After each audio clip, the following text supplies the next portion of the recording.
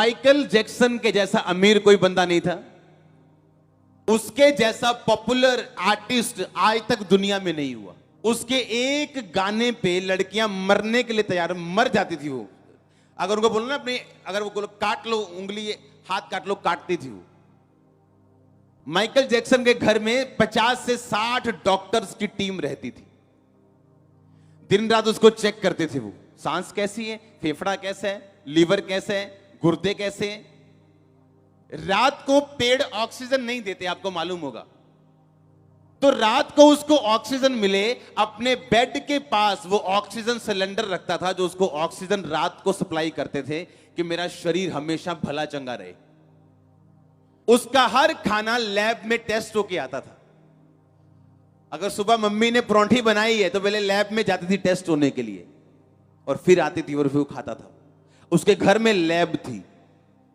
लाखों करोड़ों रुपया, लाखों नहीं करोड़ों रुपए के डॉक्टर्स उसके घर में रहते थे, उसको चेक करते दिन रात, और अपनी जवानी में मरा वो। क्योंकि आपके जीवित रहने का आधार ना तो डॉक्टर है, ना तो डाइट है, ना तो आपकी अमीरी है, ना गरीबी है, सिर्फ प्रभु यीशु मसीह। मैं नहीं कहता आप गंदा खाना खाओ, लेकिन डाइट पे विश्वास मत रखो, लेकिन अच्छी डाइट लो। उस पे भरोसा मत रखो, भरोसा परमेश्वर पे रखो। अगर आप उस माइकल जैक्सन की बातें सुने तो मूर्खता की बातें करता था वो। अपने आप को गॉड का फरिश्ता बोलता था वो। परमेश्वर का फरिश्ता हूं मैं, जीसस के जैसा हूं मैं, ऐसा बोलता था वो। ऐसा नहीं हो सकता। आप मूर्खता करें और आप लंबा जिए। मेरी मूर्खता के कारण मेरा शरीर रोगी हो चुका है, और मेरे शरीर में कहता कुछ भी अयोग्यता, यानी कुछ भी योग्यता नहीं रह चुकी। मेरी हड्डियों में बेचैनी, मेरी कमर में जलन है, कहता मेरी मूर्खता के कारण।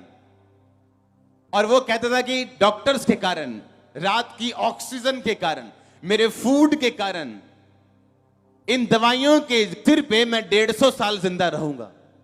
ये उसकी वर्डिंग होती थी माइकल जैक्सन की। हड्डियों का ढांचा बन गया था, कहते जब मरा वो, उसकी लाश जब देखी गई थी।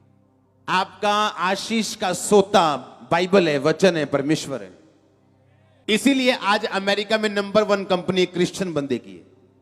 इसलिए आज जो टीवी स्टार उठते हैं अमेरिका में, उसे मालूम है कि परमेश्वर के साथ रिश्ता बनाना ये जरूरी है।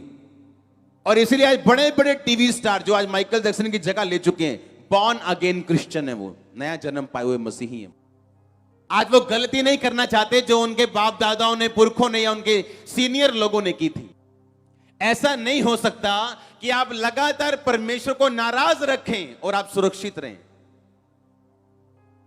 आप लगातार उसको नाराज रखें और आप चंगे रहें, ऐसा नहीं हो सकता।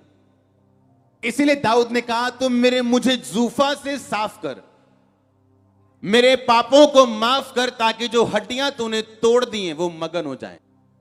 जब परमेश्वर के साथ आप जुड़ते हैं, आप मगन होते हैं। आपका शरीर वापस स्ट्रेंथ को हासिल करता है, आपकी चीजें फिर से बनना शुरू होती हैं। जो एक्चुअल में परमेश्वर ने आपको बनाया था वीआईपी, वैसा लाइफ, वैसे जीवन आपका होना शुरू होता है। आप इंपॉर्टेंट पर्सन बन जाते हैं परमेश्वर के लिए। आप जिस जगह जाते हैं फेवर हासिल करते हैं। आपके अंदर एक लाइफ होती है परमेश्वर वाली। अगर आप किसी नशे करने वाले से बैठे तो वो हासिल करता है परमेश्वर की लाइफ को आपके मुंह के द्वारा, क्योंकि आपका मुंह सोता बनता है परमेश्वर का। और यही परमेश्वर जिंदगी आपको देना चाहता है। कहता मैं तुम्हें वो पानी दूंगा, वो जीवन जल दूंगा कि तेरे अंदर से जीवन जल का सोता बहना शुरू होगा।